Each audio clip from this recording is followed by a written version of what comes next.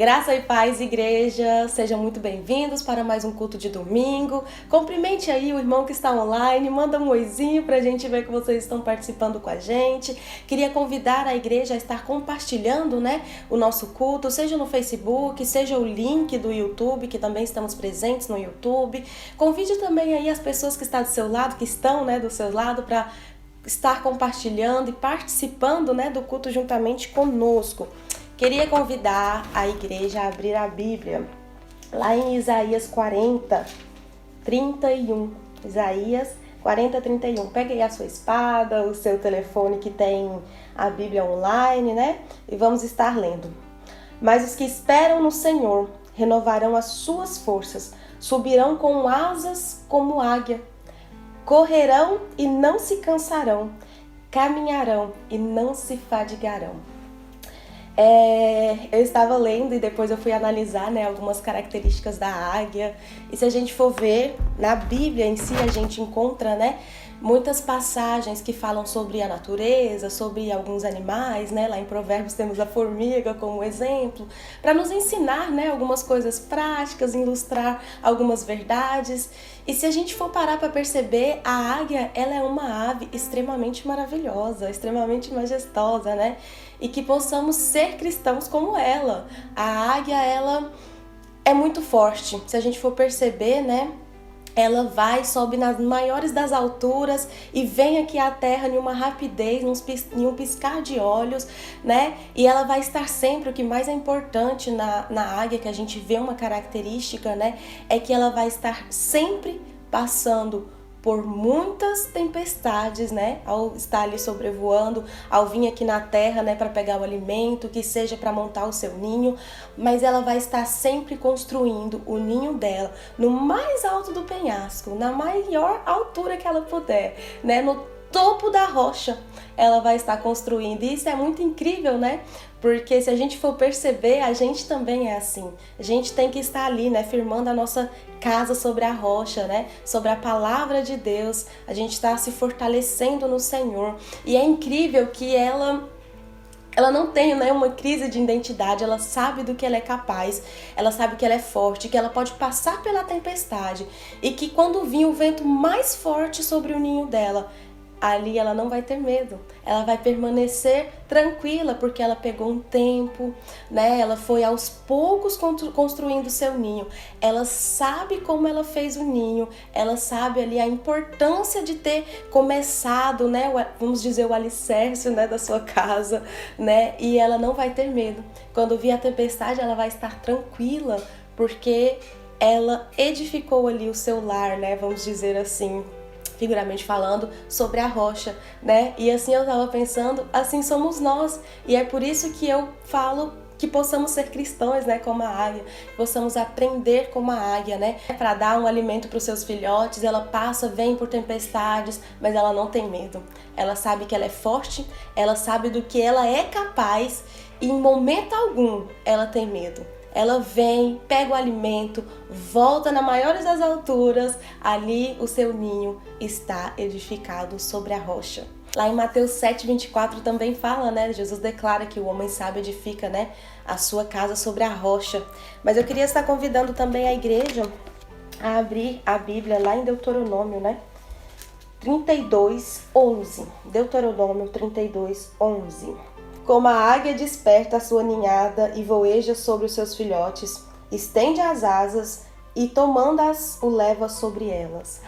Aqui, gente, fala muito sobre quando os seus filhotes começam, a sair do ninho, a sobrevoar, e ela estar sempre ali com as asas sobre eles, ajudando. E a gente, se for perceber, a gente pode ter isso como ter confiança no pai, Ali seus filhotes, ao sair do ninho, e sobrevoar e aprender ali a voar, eles confiam na mãe, né, que tá ali com as asas sobre eles, ajudando eles a sobrevoar. E é muito majestoso para mim se a gente for pensar, né, que se a gente realmente confiar em Deus, que a gente tem um Deus acima de todas as coisas, nada vai nos impedir. Deus está acima de tudo, né? Deus está, mesmo que a gente passe por tempestade, por dificuldades, né, por crises, a gente ainda passa, né, dando glória a Deus, porque a gente sabe que Deus está acima de todas as coisas. A gente sabe que a gente pode confiar no Pai e que Ele não vai deixar que a gente pereça, né? Então que a gente possa estar nos fortalecendo, né, no Senhor, edificando a nossa casa sobre a rocha a cada dia. Para terminar, eu queria ler também com vocês um último versículo, né, que fala lá o que eu tinha falado, né, de Mateus 7:24. Todo aquele, pois, que ouve estas as minhas palavras e as praticas, será comparado ao homem prudente que edificou a sua casa sobre a rocha.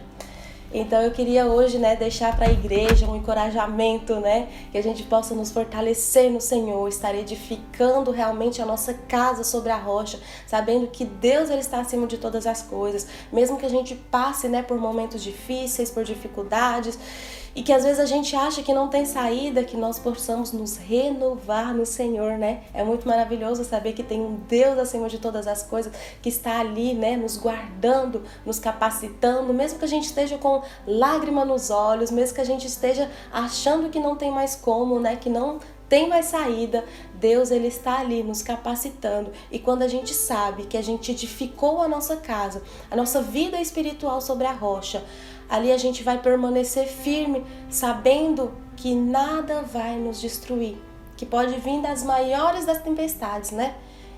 Que nada vai nos tirar dali, porque a gente sabe na onde a gente edificou, a gente sabe na onde a gente colocou a nossa vida. E Jesus Cristo é a nossa rocha. Amém? Que vocês possam fortalecer no Senhor a cada dia, confiar no Senhor, permanecer firme. Amém? Possamos ter um culto abençoado. Desejo a todos vocês que Deus possa estar abençoando, falando no teu coração, que vocês possam ser abençoados nessa tarde. Amém. A paz do Senhor, igreja, tudo bem com vocês? Eu espero que vocês estejam aí passando um bom fim de semana. Espero que a semana de vocês tenha sido maravilhosa. Vamos entrar agora no nosso momento de louvor e adoração ao nosso Senhor. Então convida aí quem está do seu lado, seja sua família, seja amigos, seja quem for. Convida eles para a gente poder entrar juntos e adorar aquele que é digno de todo louvor e adoração. Vamos adorar com todo o nosso coração, amém? Nesse primeiro louvor, vamos adorar em espírito e em verdade. Vamos dedicar a Ele toda a nossa adoração, todo o nosso amor e todo o nosso louvor. Amém?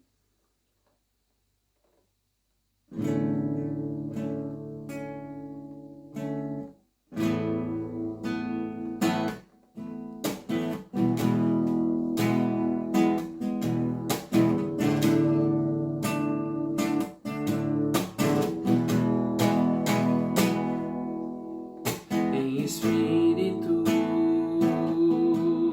em verdade, te adoramos, te adoramos. Em espírito, em verdade, te adoramos, te adoramos. Rei dos reis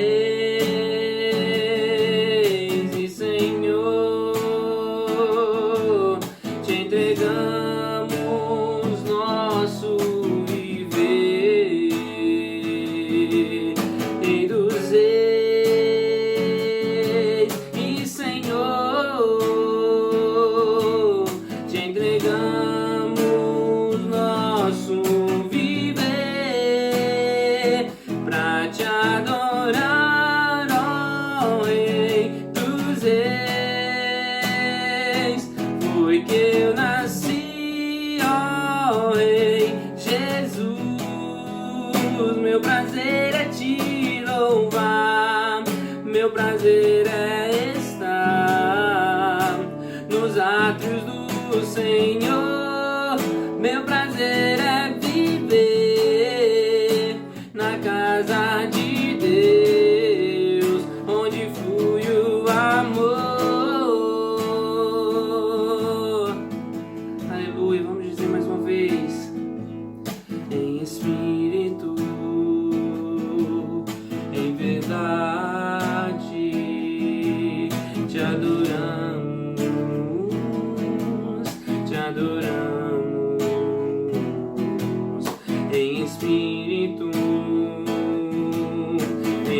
verdade. Te adoramos, te adoramos, Rei dos Reis e Senhor, te entregamos nosso viver. Rei dos Reis e Senhor, te entregamos nosso viver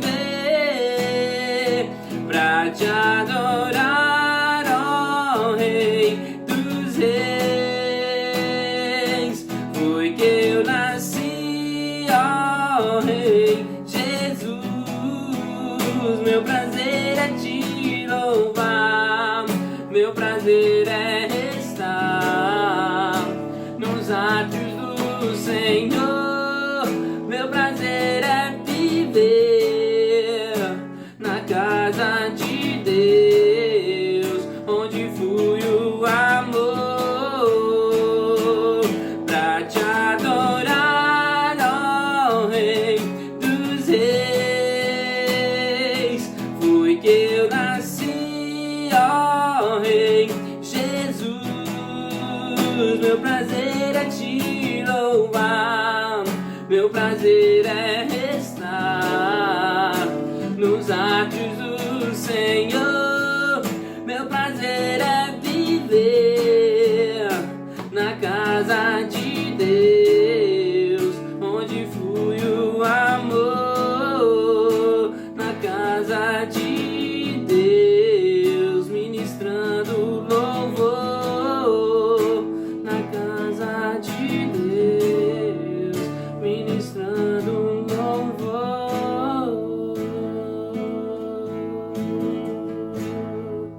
Aleluia, glória a Deus. É maravilhoso ministrar o louvor, cantar louvores ao nosso Deus, amém? Vamos continuar nesse mesmo clima, nesse mesmo espírito. Vamos adorar a Ele, vamos dizer que porque Ele vive e porque Ele está conosco, a gente pode crer no amanhã, nenhum temor vai haver nas nossas vidas, amém? Nós sabemos que com Ele nas nossas vidas, Ele toma as nossas vidas em Suas mãos, amém? Aleluia.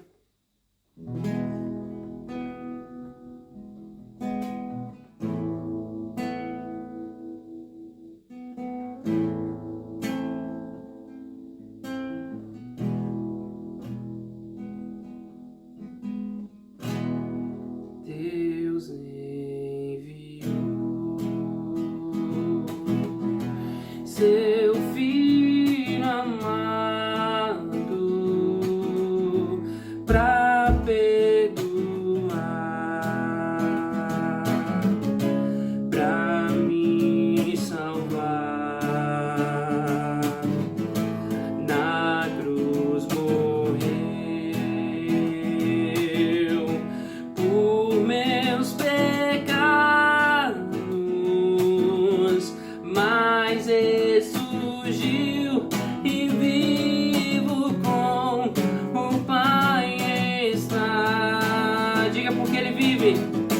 Porque Ele vive, posso crer no amanhã. Porque Ele vive, temor não há. Mas eu bem sei que a minha vida está nas mãos do meu Jesus, que é vivo estás. Porque Ele vive, porque Ele vive, posso crer no amanhã. Porque Ele vive, temor não há. Mas eu bem sei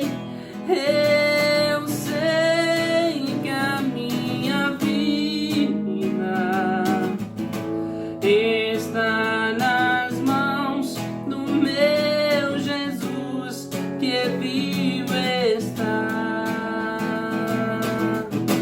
E quando enfim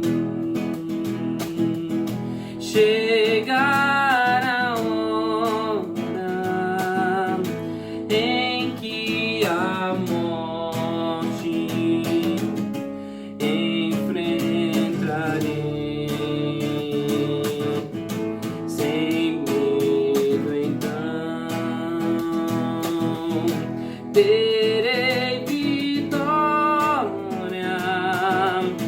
verei a glória do meu Jesus que vivo estás, porque Ele vive, posso crer no amanhã, porque Ele vive, temor não há, mas eu bem sei que a minha vida está nas mãos do meu Jesus que vivo estás, está nas mãos do meu Jesus que vivo estás. Aleluia, as nossas vidas estão nas mãos do nosso Senhor Jesus. Amém. Creia nisso de todo o seu coração, entregue o seu coração a Ele, receba essa palavra que vai ser dita hoje aqui pelo nosso pastor, e eu espero que essa palavra possa edificar a sua casa, a sua família, em um nome de Jesus. Amém. Graça e paz da parte de Jesus Cristo seja sobre a tua vida, seja sobre a tua casa. Eu tenho a plena convicção e a certeza que Deus já deve ter falado com você durante esse início de culto. Eu espero que Ele continue falando nesse momento nosso de dízimos e ofertas. Para isso, gostaria de pedir para você abrir a sua Bíblia. Caso você não tenha uma Bíblia aí perto, não tem problema, você pode só ouvir. Em Provérbios, capítulo 30, versículo 15. Provérbios, capítulo 30, versículo 15. Provérbios de Salomão. A gente está aqui, na verdade, na sabedoria de Agur, nas palavras de Agur. E diz assim a palavra de Deus: a sanguessuga tem 2 filhas. Só vamos ler a parte A. Dá e dá. Quando eu era menino na minha cidade, teve um dia que a gente tinha, né, uma bicicleta velha que ficava lá no canto do quintal. E dessa bicicleta velha tinha um pedal, aquele pedal, só que tinha saído o plástico do pedal, tinha ficado só o ferro. E eu lembro que a gente, eu e meu irmão, brincava muito de bola. Na verdade, a gente não brincava de bola, era uma bola de meia. A gente punha retalhos dentro de uma meia, enrolava e ficava brincando lá. Eu fui dar um chute meio desatravessado e acabei chutando esse ferro e acabou me machucando lá aqui no meu tornozelo. Eu até hoje tenho essa marca. Esses dias eu tava fazendo exercício aqui em casa e tal, e aí eu olhei para a marca e falei, caramba, há quantos anos e ainda eu tenho essa marca e ela não sai da minha vida. E Deus foi ministrando no meu coração algo sobre dízimos e ofertas que eu gostaria de falar com vocês. Às vezes, na nossa vida de cristão, de crente, a gente vai tendo marcas de homens falhos, de homens com dificuldades, que acabam marcando a nossa vida tanto para o bem quanto para o mal. E nos dízimos e ofertas tem pastores, tem homens de Deus que passam na nossa vida, mas que são homens de Deus falhos, que marcam a nossa vida em relação a isso. E eu mesmo sou prova viva de que às vezes nós somos marcados por esses processos de achar que as pessoas estão sempre tomando da gente. A sanguessuga, como diz Provérbios, tem 2 filhas, dá e dá. Às vezes a gente dá tanto na vida que a gente cansa de dar. E a gente entra num processo de machucar, de ser machucado espiritualmente, a ponto de toda vez que a gente fala de dinheiro na igreja, toda vez que a gente fala sobre essas questões financeiras da igreja, a gente já assusta. É verdade que a sanguessuga tem 2 filhas, dá e dá. E é verdade também que esse mundo pede o tempo todo de nós. Mas o que não pode ser verdade nas nossas vidas é o que é a generosidade. A generosidade, ela é diferente do eu dou o tempo todo. A generosidade é alguém que dá de livre vontade, de livre desejo. Não significa que a gente, ou a igreja, ou qualquer igreja está tentando tomar o dinheiro de você, ou o dinheiro de mim, porque eu também faço parte da igreja. Mas significa que dentro do nosso processo de vida cristã, a generosidade não tem a ver com dar e dar. Tem a ver com eu quero dar. E eu quero continuar doando. Porque se esse não for a motivação do seu coração, se esse não for a motivação da sua vida, não compensa viver. Porque a gente vai trazendo essas marcas dentro da nossa história, a ponto da gente achar que todo mundo quer tomar alguma coisa de nós. Mas o que às vezes, e muitas vezes, meus irmãos, não é verdade. A nossa congregação, a nossa igreja tem necessidades, tem sonhos, tem projetos. E só eu e você que somos responsáveis para que isso possa suceder, para que isso possa se realizar. Mas ninguém é responsável por isso. Somente eu e você somos responsáveis para fazer o projeto CVC Bélgica acontecer. Por isso, meus irmãos, não dê como quem olha para a sanguessuga, que sempre está dando mais alguma coisa. Mas dê como quem olha com um olhar de generosidade, que tem o prazer em doar. Porque a generosidade não passa pelo fato da tristeza em doar, e sim pelo fato do prazer em doar. Então, na primeira semana que eu trabalhei com vocês, essas 3 semanas de dízimo aqui, a gente falou sobre as marcas, às vezes que somos machucados pela igreja. Em segundo lugar, nós falamos sobre o jeito certo de doar. E o terceiro lugar, o que eu gostaria de deixar para você aqui, é que não dê como quem faz uma obrigação, mas dê como quem faz generosamente. Prove para você mesmo e para Deus e mostre para os outros que você é uma pessoa generosa. É isso que a Bíblia diz, a generosidade não passa pelo fato de doar com dor, porque Deus ama quem dá com alegria. Vamos orar? Só avisando, né? Nosso número de conta está aqui embaixo. Se você quiser, pode pedir também por WhatsApp. A gente manda o número de conta para você. Mas está aqui, vai estar durante o culto também. Se você se sentir livre em doar, se você se sentir generoso, não retenha a sua generosidade, compartilhe ela conosco. A igreja tem muitos projetos, muitas coisas boas para acontecer e nós precisamos de nós para que isso aconteça. Vamos orar? Pai, obrigado por esse dia. Pai, obrigado por esse momento de dízimos e ofertas, Senhor. Senhor, obrigado porque cada irmão, Pai, que com generosidade está doando. Não porque é obrigado, não porque existe um fardo em cima dele, como quem diz, é um sanguessuga, dá e dá. Não, Senhor. Alguém que dê com generosidade. Senhor, que tu, Senhor, prospere a vida dessa pessoa. Tanto financeiramente, quanto fisicamente, quanto em todas as áreas, eu te peço pelo poderoso nome de Jesus, Senhor. E aqueles que por um motivo ou outro, Pai, por um momento crítico da humanidade que a gente tem passado, não tem condição, Senhor, em nome de Jesus, abre as portas para essa pessoa, para que ela possa também ser ponte dentro da Tua obra, Senhor. Que ela possa ajudar naquilo que a Tua obra demanda ajuda. Pai, em nome de Jesus Cristo, que o Teu amor precioso caia sobre os nossos corações, Pai. Senhor, que aquele que não tenha trabalho possa encontrar trabalho, Senhor. Aquele que não tem documento, abre as portas do documento, Pai. Eu te peço em nome de Jesus Cristo, Pai, que o Teu amor abunde em nós, ó Pai, que isso se manifeste no mundo natural. É isso que eu te peço, no poderoso nome de Jesus. Amém e amém. A paz do Senhor a todos, eu espero que vocês estejam bem, uma boa tarde, que a família de vocês possam estar bem, seguras em Deus.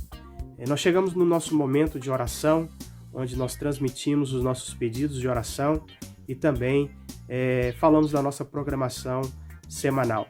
Nós gostaríamos que você pegasse papel e caneta para que você anotasse cada ponto que será dito aqui e que nada ficasse esquecido, para que nada fique esquecido. Então, lembrando que toda quarta-feira nós temos o nosso estudo via Zoom, onde nós estamos aprendendo com o pastor Michel um pouco mais a respeito da palavra de Deus. Tem sido uma bênção, tem sido gratificante participar deste estudo de ensino via Zoom. As mulheres também estão com o chat rosa. Se você, mulher, não sabe como participar, entre em contato conosco também, para que você possa fazer parte dessa programação e participar aí deste momento que as mulheres aí compartilham aí as suas experiências e aprendem mais umas com as outras. Lembrando que todo sábado nós temos estudo via Zoom também com as crianças às 17 horas. As menores, a partir de 3 anos, elas participam aí da sala via Zoom às 17 horas. E às 18 horas são os adolescentes, os nossos juniores. Eles também estão participando via Zoom às 18 horas. Então você, pai, esteja atento para que você possa ter acesso aí ao link da sala Zoom, para que o seu filho possa participar destes ensinos. Eles estão aprendendo, tem sido muito bom, tem sido gratificante ver os nossos filhos aprendendo um pouco mais a respeito aí da palavra de Deus. E lembrando que o nosso culto às 17 horas, todo domingo, é importante que você divulgue, compartilhe com seus amigos na sua página, convide as pessoas para que possam participar conosco deste culto. Nós sabemos que a palavra de Deus ela sempre tem algo para nos trazer, para nos ensinar, né, para fortalecer as nossas vidas e servir de ensino para nós no nosso dia a dia, aplicar no nosso dia a dia. Então convide para que as pessoas, para que os seus amigos participem conosco aí do culto às 17 horas no domingo. Os nossos pedidos de oração eu gostaria de iniciar falando o nome de algumas pessoas que estão com Covid, algumas pessoas que nós tomamos o conhecimento que estão com Covid. Então é importante que você anote esses nomes para que durante a semana você ore por essas pessoas. Primeiramente, o Misael. O Misael está com Covid, é o amigo aí do nosso irmão Samuel, que faz parte aí do louvor, né? O amigo dele lá do Brasil, Misael, está com Covid. Vamos orar para que ele e a família possam ser guardadas, preservadas pelo Senhor. Eles estão à espera aí de uma vaga na UTI para que possa receber o tratamento devido. Vamos orar para que o Senhor possa abrir as portas e providenciar essa vaga para ele. Eu peço também oração pela família da minha esposa e a sua irmã. Ela tem 2 irmãs, a Eusiane e a Évila, que também estão com Covid. Mas a Eusiane, além dela, está o esposo, Eli, e o seu filho, Joquitã. Eles também estão com Covid. Então, em uma mesma casa, 3 pessoas estão com Covid. Então, orem aí pela família da minha esposa, a sua irmã Eusiane, Évila, o cunhado Eli e o sobrinho Joquitã. Peça a Deus para que possa enviar a cura para essa família, para essas pessoas. Nós já estamos orando há um tempo, né, por algumas pessoas e as nossas orações elas devem se manter frequentemente.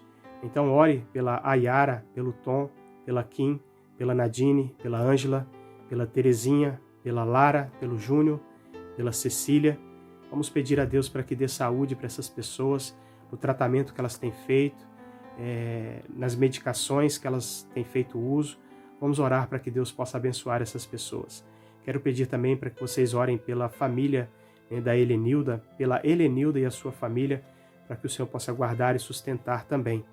Lembrando que a Graziele e a sua família precisam de oração, pois elas perderam aí a Noeli, um familiar. Nós já vimos orando pela Noeli e aprove Deus levá-la.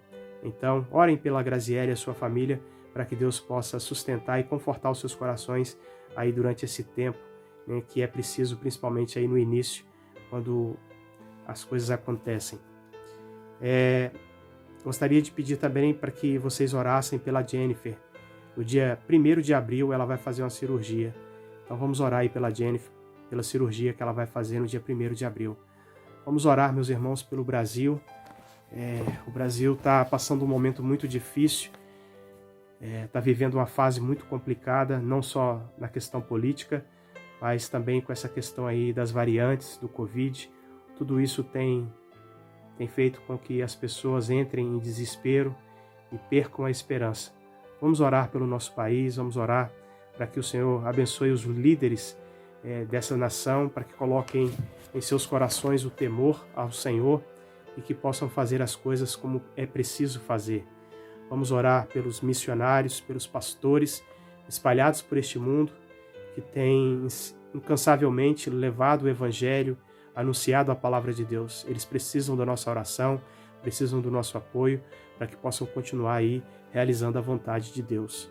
Vamos orar pelos jovens, pelos adolescentes, pelas crianças, pelos casais, pelas famílias, né, em geral, para que o Senhor guarde e sustente e dê cada vez mais união, dê cada vez mais amor, paciência, para que possam ter um bom relacionamento.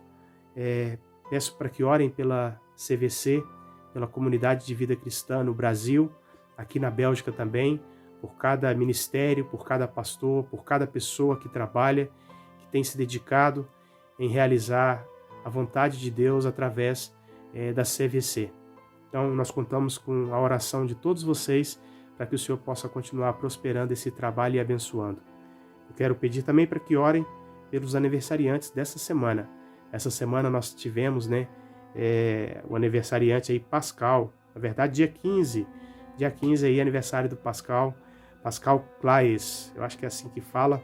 Que Deus abençoe a vida dele e continue sustentando, dando alegria e paz que ele tanto precisa, que nós tanto precisamos. Só Deus às vezes pode fazer isso com os nossos corações.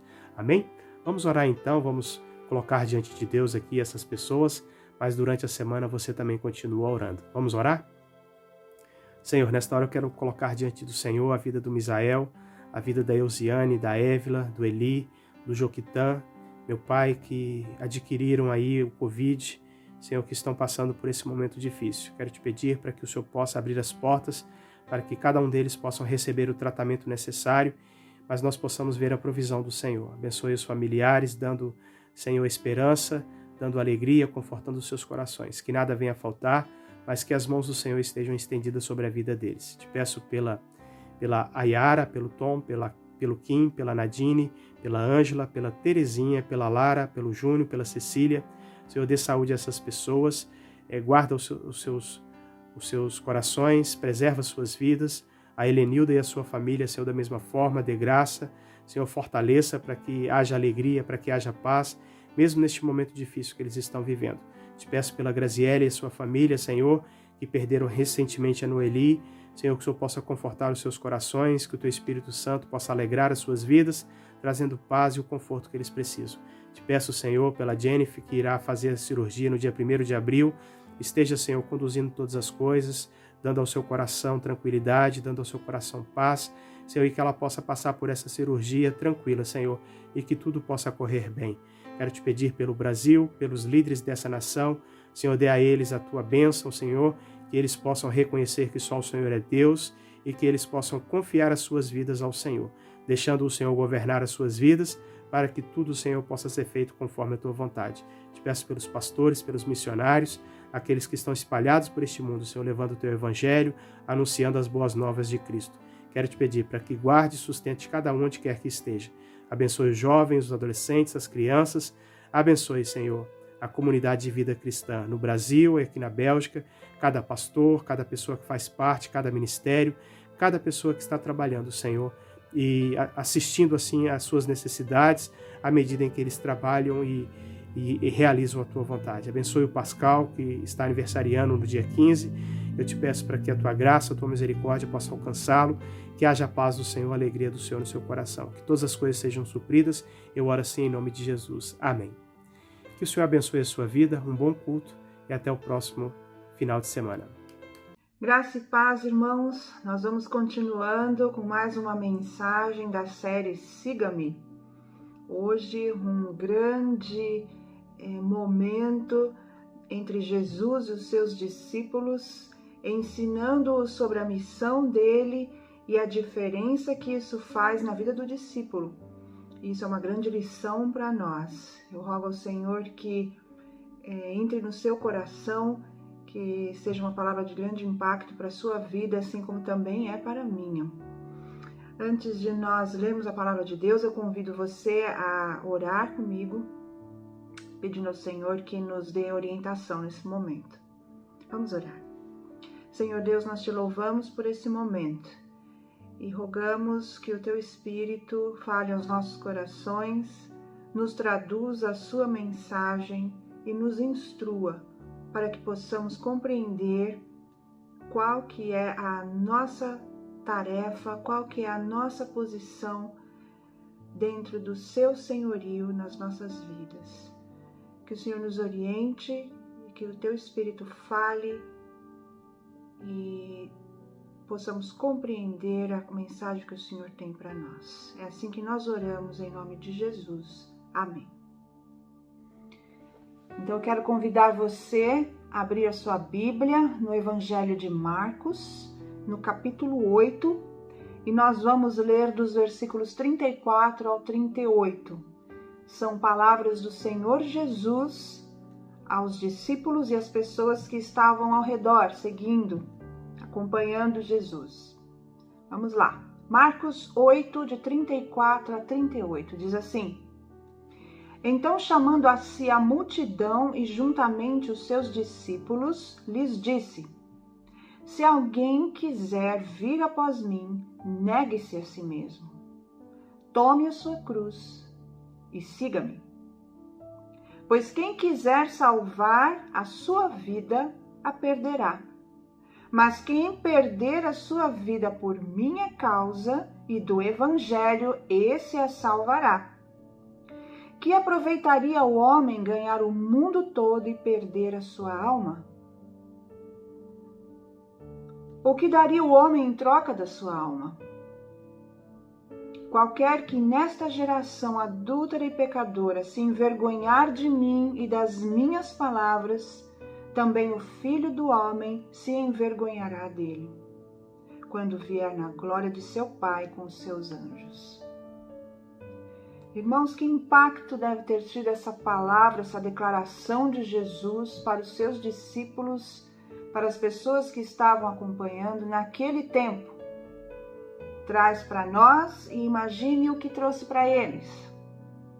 E quando pensamos no impacto que fez na vida daquelas pessoas, então temos um reforço aqui no nosso tempo, nos nossos dias, para pensar melhor sobre como temos encarado esse chamado de Jesus. Siga-me.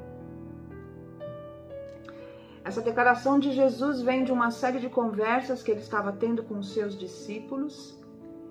Ele havia perguntado aos seus discípulos quem as pessoas pensavam que ele era, quem as pessoas diziam que ele era. E da pessoa que era indiferente, das multidões, das pessoas indiferentes à pessoa de Jesus, à obra de Jesus, para eles Jesus era apenas mais um profeta. Tanto faria quem fosse. Para os homens religiosos, líderes políticos, Jesus era, é claro, uma ameaça, um problema, uma pessoa com ensinos subversivos. Mas Jesus então se vira para os seus discípulos e pergunta: e vocês? Quem vocês dizem que eu sou? E Pedro diz: tu és o Cristo, o enviado de Deus. O discípulo precisa saber quem é o seu mestre, senão ele não vai segui-lo. E Jesus começa ensinando a esses homens que haveria uma modificação muito grande. Haveria um contraste enorme nas coisas que aconteceriam com eles dali para frente. Porque Jesus os chama seus discípulos e anuncia as coisas que estavam para acontecer com ele. Ele diz que ele iria se entregar. Ele diz que ele seria abandonado pelas lideranças religiosas, ele não teria o apoio, não poderia apresentar nenhum recurso para que eles os defendessem. E isso também incluiria os discípulos. E Jesus diz que ele vai se entregar, que ele vai sofrer, que ele vai morrer na cruz e que ele vai ressuscitar. Ele não fala apenas sobre o seu título, mas fala sobre a sua missão. E a missão de Cristo faz toda a diferença na vida daquele que o segue. Portanto, quando eu leio esse texto, sempre me lembro daquelas histórias dos grandes artistas, pintores, escultores, que também eram mestres e tinham seus discípulos, seus aprendizes. E essas pessoas chegavam até eles não apenas para fazer um curso e colocar no currículo depois, aprendi com fulano. Eles queriam fazer da vida deles uma vida entregue, dedicada às artes, aqueles ofícios que eles estavam aprendendo. E quando o mestre via que o trabalho deles condizia com a identidade artística, com o trabalho do mestre em todos os seus aspectos, o mestre então pegava aquele trabalho, aquela pintura, aquela escultura, e ele assinava aquela obra. Jesus está ensinando agora que ele vai assinar a obra deles, a vida deles de um outro jeito. Eles não seriam mais apenas os homens que eram vistos com Jesus, os homens que andavam, viajavam, pescavam, descansavam com Jesus. Eles seriam agora impactados, porque seriam agora aqueles homens que iriam pisar nos mesmos passos, nas mesmas pegadas de Jesus. E Jesus está ensinando isso para ele. E Jesus sabia que, como aqueles homens pensavam, que eles não compreendiam ainda de forma completa o sofrimento, a morte de Jesus, e especialmente uma morte de cruz. E nesse momento, então, tão importante, aqui bem no meio do livro de Marcos, Jesus faz essa declaração que nós lemos. Porque eles ainda se opunham, Jesus sabia que eles não compreendiam, que eles não queriam que ele morresse. E Jesus faz essa declaração para eles. Aquele que quer me seguir abre um leque de possibilidades para qualquer pessoa. Aquele que quer me seguir, negue-se a si mesmo, tome a sua cruz, e então você está apto para segui-lo. Que impacto isso teria causado na vida daqueles homens? Jesus começa a desconstruir tudo aquilo que eles pensavam que era segui-lo. E essa é uma grande lição para nós. A primeira palavra, negue-se, tem um impacto gigantesco sobre nós, e por causa dessa nossa vontade de não ouvi-la, de não fazer, não pagar esse preço, nós acabamos ignorando. Nós criamos a nossa maneira de seguir a Jesus e ficamos satisfeitos com ela. Nós achamos que seguir a Jesus é um status, achamos que é um estilo de vida, achamos que é algo que nós fazemos melhor do que os outros. Achamos que pessoas de igrejas não fazem isso, então nós vamos fazer isso sozinhos porque fazemos melhor.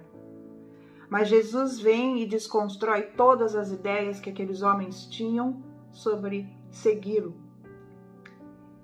E a expectativa dessa mensagem é que nós também façamos o mesmo, porque Jesus está ensinando para nós que segui-lo começa com negar-se. Negue-se a si mesmo. A mesma palavra usada para falar sobre Pedro quando negou a Jesus um pouco mais para frente. Negue-se. Você vai dizer que você não conhece, que você nunca viu, mas não é Jesus. Você vai fazer isso com você mesmo.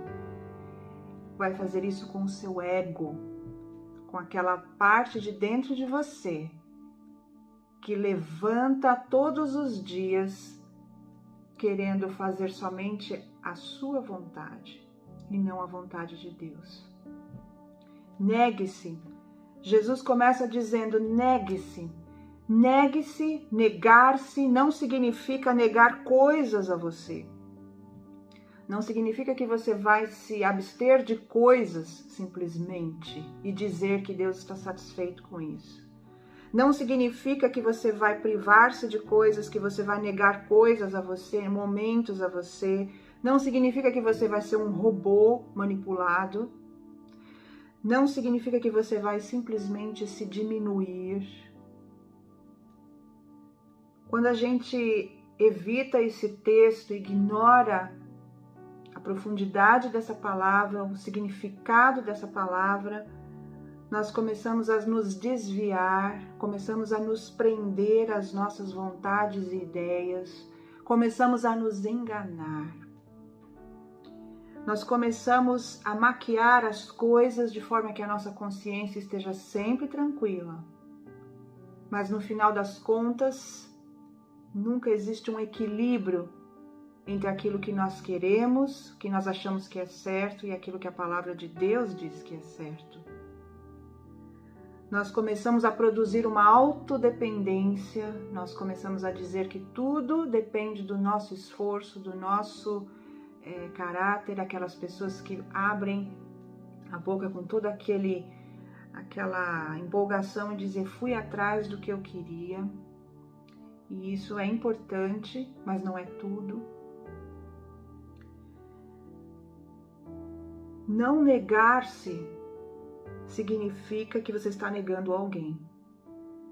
Você está se afastando de Deus, vai obscurecendo o seu entendimento, vai associando-se à sua própria justiça. Então você vira um juiz que pode dizer quem está certo e quem está errado. E porque você não recorre a outra pessoa, porque você é o Senhor de você mesmo, você retém o seu pecado. E ele vai consumindo a alma, vai consumindo o entendimento, as forças, como a gente já aprendeu no Velho Testamento com o rei Davi, falando de sua experiência, quando ele peca e ele se afasta e fica sozinho. Não negar-se, irmãos, implica em ser o mestre da sua própria vida. Nós falamos de Jesus como um Salvador, mas não de Senhor da nossa vida. Porque nós não nos negamos. Jesus, se ele não é um mestre, ele então é quem? E quem é o Senhor da nossa vida? Nós mesmos. Mas Jesus está falando assim, negar-se é você renunciar o seu ego, que é a fonte da vontade oposta à vontade de Deus. Quanto que nós agimos, fazemos, falamos e pensamos por nossa própria conta. E logo chega a consequência e nós vivemos achando que sofremos coisas por causa de Deus. Mas sofremos por causa do nosso erro em ser senhores de algo para o qual nós não fomos feitos. Nós não fomos feitos para sermos senhores, nós já temos um Senhor. Mas se nós não nos negarmos, todo dia alguém vai levantar dentro de nós a nossa vontade, o nosso ego, e nós vamos liderar a nossa vida como bem quisermos. E não há nada pior, irmãos, do que pessoas entregues a si mesmas. Um dia a conta não fecha. E talvez você e eu estejamos participando de experiências na vida que são resultado do senhorio de nós mesmos e não do senhorio de Jesus. Negar-se a si mesmo é renunciar o ego, é levantar-se por alguém que vai liderar a sua vida. Em uma outra tradução, a mensagem, o texto é colocado como, é uma paráfrase, e o texto é colocado assim, eu tenho eu tenho as rédeas, e você senta na minha garupa. E quem senta na garupa não pega as rédeas. Jesus tem as rédeas, Jesus tem o controle da sua vida. Não porque ele vai te manipular, mas porque Jesus não nos abandona e quer o nosso bem, quer o nosso melhor. Ele nos criou para o louvor da sua glória. Ele não nos criou para sermos pessoas sozinhas, donas do próprio nariz, criando as nossas próprias possibilidades, tudo isso sem a presença dele na nossa vida. Negar-se é renunciar os desejos egoístas que resultam da nossa forma de pensar. É aprender a lidar com outras pessoas. É muito fácil ser quem você quiser, evitando as pessoas, porque as pessoas representam desafios para nós e elas também são um grande ensino para nós. Por isso Jesus não chamou um discípulo, chamou vários. Eles falavam, uns falavam mais, outros menos. Cada um tinha o seu relacionamento com Jesus. E ele se alegrava nisso. E se alegra quando você e eu buscamos a experiência de falar com ele, de aprender com ele, porque ele está sempre pronto, como um pai amoroso, para nos ensinar e nos conduzir para perto dele. Negar-se é aceitar o senhorio de outra pessoa. E isso é muito difícil para nós. Porque nós somos ensinados e ensinamos a ser mestres. Seja o mestre da sua vida, faça o que te alegra, seja feliz, ignore pessoas difíceis. E nós vamos ensinando e aprendendo que podemos trilhar um caminho desviando de todas as lições que aparecem nos nossos caminhos.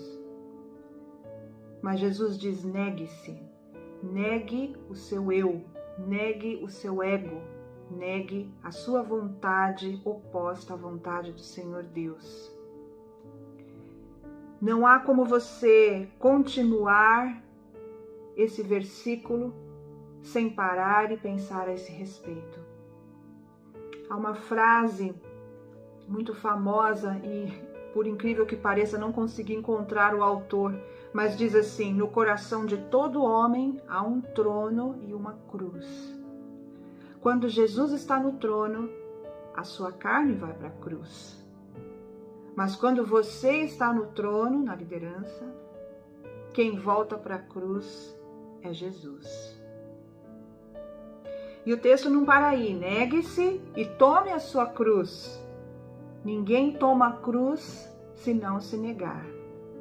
Negar é uma parte, mas o que completa o caráter do discípulo é tomar uma cruz e seguir.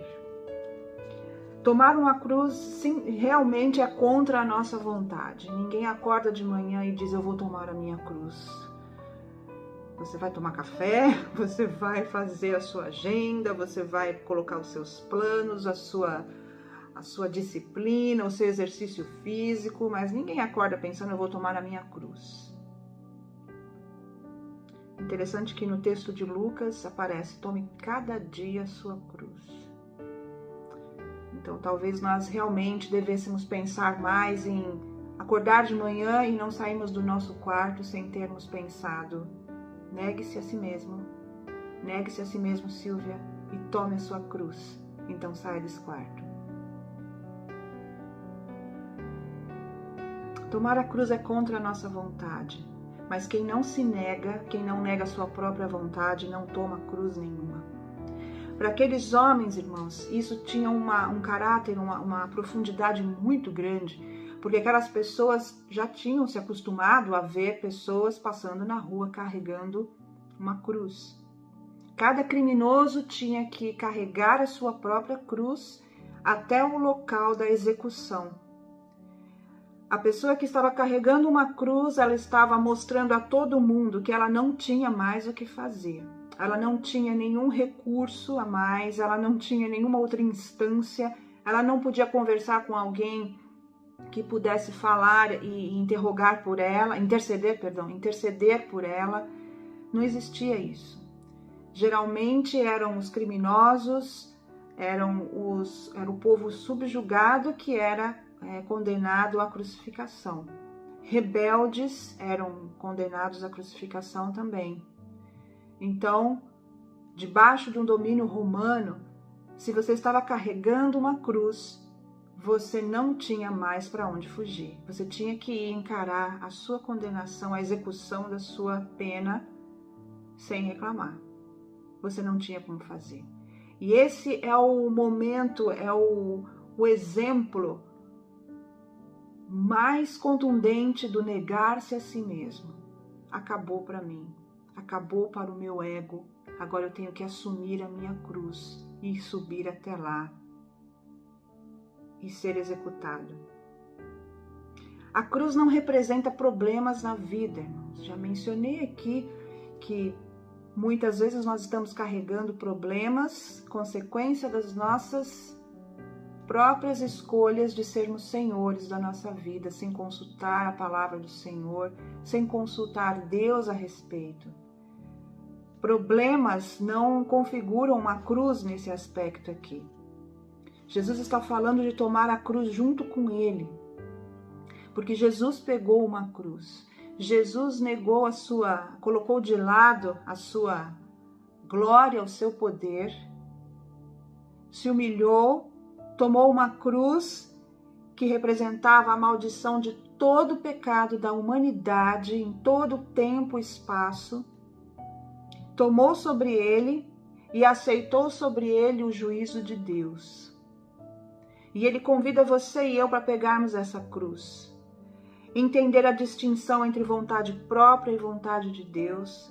Nós precisamos entender que existe uma dificuldade para nós em querer ganhar tudo, e não existe para nós o interesse de o que vamos fazer, o que acontece com a nossa alma, o que acontece com a gente, o que acontece comigo.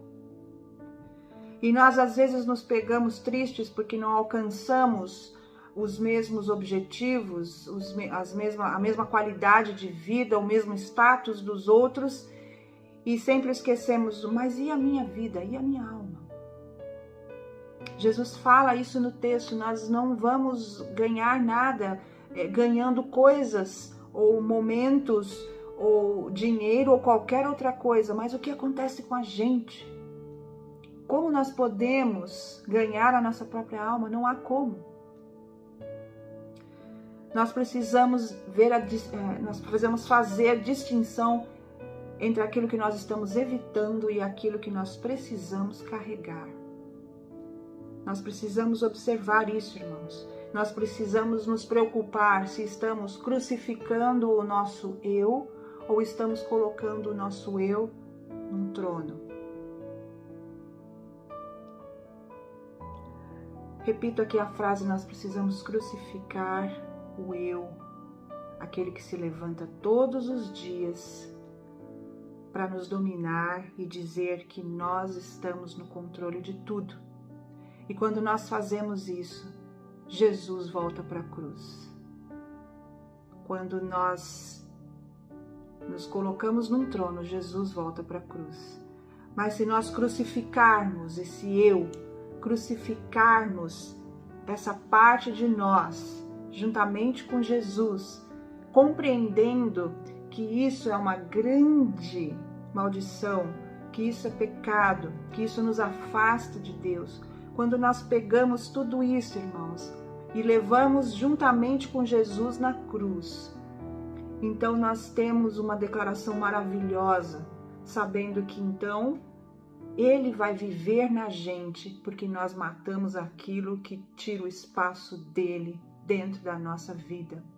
Nós não fazemos isso com os nossos poderes ou com as nossas influências e capacidades.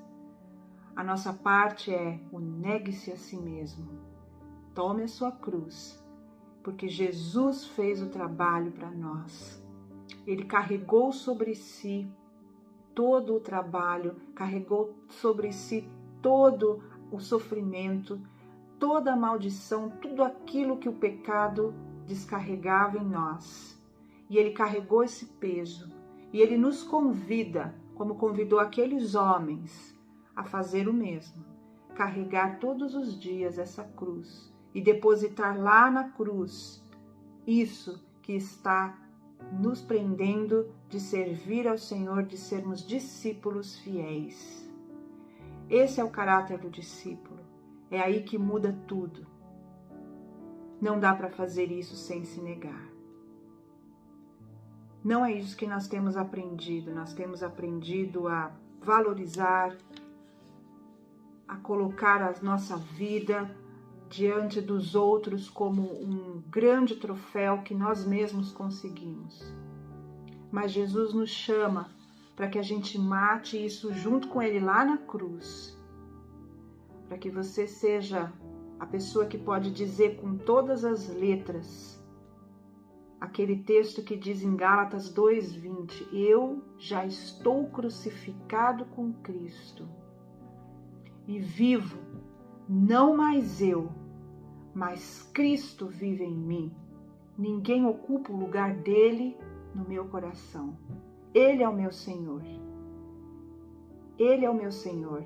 E a vida que agora eu vivo, continuando o versículo, eu vivo-a na fé do Filho de Deus, o qual me amou e entregou-se a si mesmo por mim.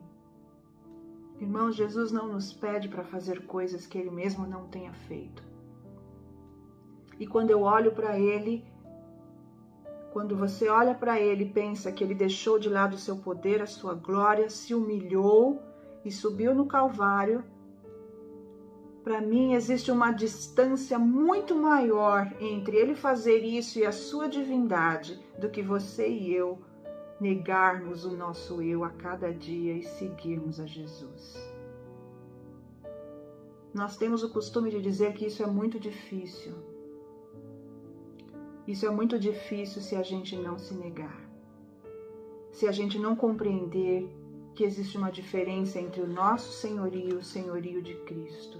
E que nós não temos como fugir disso. Porque se nós tentamos fugir disso, então nós vamos nos perder. E não seremos discípulos. Seremos apenas pessoas indiferentes que acham que Jesus é mais um. Com esses dois pontos, negar-se, tomar a cruz, nós precisamos acordar todos os dias pensando nisso. Eu quero terminar dizendo a você que, se você quer segui-lo, como ele começou a falar no texto, se alguém quer vir após mim, atenda aos termos dele, não ponha os seus termos para seguir a Jesus. O mestre é quem define os termos para os seus discípulos. Sem renúncia do eu, você não segue Jesus. E não há senhorio dele na sua vida. Você segue os seus próprios passos. O seu destino final depende da seriedade com que você levou o seu discipulado, como que você exerceu, com que intensidade, com que realidade. Não digo nem intensidade, porque nós não estamos aqui falando de uma competição, quem é melhor, nós estamos falando de uma realidade. Porque todos nós que decidimos segui-lo, temos que fazer a mesma coisa. Jesus não fez um ranking, uma posição de quem é melhor, não, ele disse que todos temos que fazer a mesma coisa. Negar o nosso eu, tomar uma cruz, então segui-lo. O seu destino final, a sua parada final, na sua vida, na sua alma, depende da realidade do discipulado que você exerceu e do fato de você não se envergonhar de Deus e nem da mensagem dele naquele dia. Não dá para separar Deus da palavra dele, da mensagem dele para nós. O seu discipulado, a sua vida, depende do jeito que você viveu, entregue, seguindo os passos dele, para que ele pudesse assinar a sua obra, assinar a sua vida e dizer: esse aqui é meu, esse é meu discípulo. O título dessa mensagem era Eu morri para viver. Quando eu morro junto com ele, então eu vivo junto com ele e ele em mim.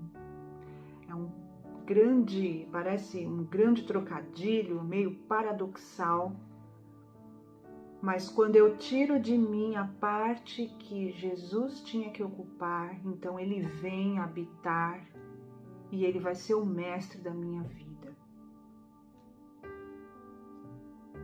Os nossos esforços não são requisito. O requisito para seguir a Jesus é negar-se e tomar a sua cruz. É deixar tudo. É deixar a sua ideia, a sua vontade e procurar a vontade dele, a ideia dele. É perseverar. E quando você der frutos, ele vai vir assinar a sua obra. quero ler apenas para encerrar uma frase de John Stott no seu livro Cristianismo Básico, que diz assim: o homem que assume um compromisso com Cristo perde-se a si mesmo. Isso não significa que perde a sua individualidade. A sua vontade é de fato submetida à vontade de Cristo. Mas sua personalidade não é absorvida pela personalidade de Cristo. Ao contrário, quando o cristão se perde, ele encontra a si mesmo e descobre a sua verdadeira identidade, o discípulo de Jesus. Irmãos, de todo o coração, assim como essa palavra me traz grande impacto e me mostra a seriedade de servir ao Senhor, de seguir ao Senhor, de tê-lo como meu mestre diariamente, eu espero nele que você também encontre a sua maneira de segui-lo conforme os termos dele. Que você tenha a ajuda que você precisa, vinda do Senhor, vinda do Espírito Santo de Deus, para confrontar você com essas verdades, para que você compreenda e tome uma atitude de segui-lo, sabendo quais são os reais requisitos de seguir ao Senhor Jesus. Que Deus a todos nos abençoe nessa caminhada, que sigamos juntos, uns encorajando aos outros, para que a gente tenha apenas um Senhor, o Senhor do nosso coração, da nossa vida. Deus a todos abençoe. Graça e paz, meus irmãos, de novo. É impressionante como Deus pode falar conosco, né? Esse chamado de Deus que nós morramos para que Ele viva é uma coisa extraordinária e que a nossa irmã Silva trouxe aí um desafio para o nosso coração, para a nossa alma, que nós, como cristãos, possamos entender esse desafio e entender que o que espera a gente de verdade é a nossa vida pós-vida, né? É a nossa vida pós-vida. Hoje para mim, né, é um dia especial, porque o meu coração, né, na minha alma está de luto. Nós perdemos, né, nesse período agora dessa semana, duas pessoas queridas. A primeira foi um irmão de um primo da Larissa, que faleceu de Covid. Nós estamos passando por uma crise no Brasil sem precedentes. E outra pessoa que foi um marco assim, durante 2 anos da minha história foi o pastor Emerson.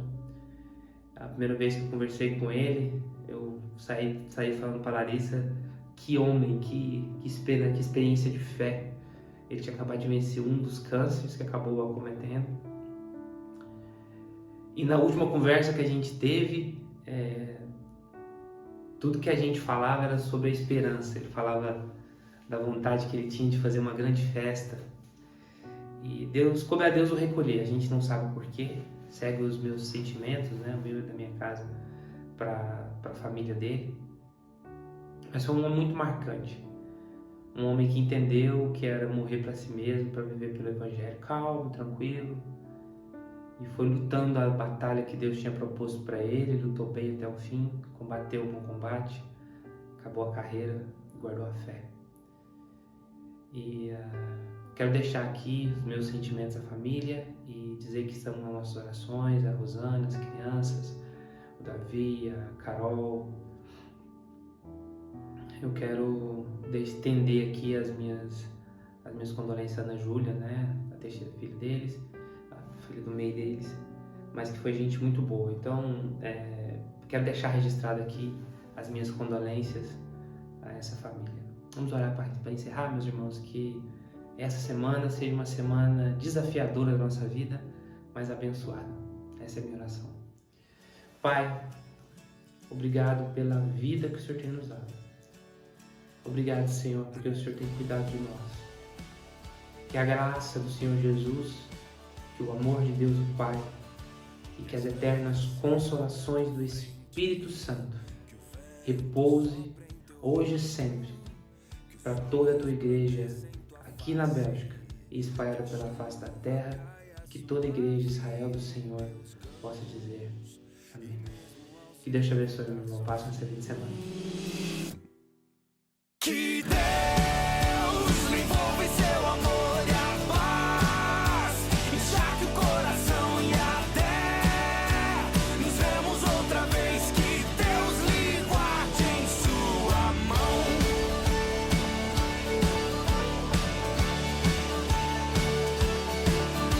Que as gotas da chuva em teu rosto, com a brisa lhe tragam alívio. Que as tarefas comuns e diárias não sejam um peso ao teu coração. E mesmo ao se levantar sozinho,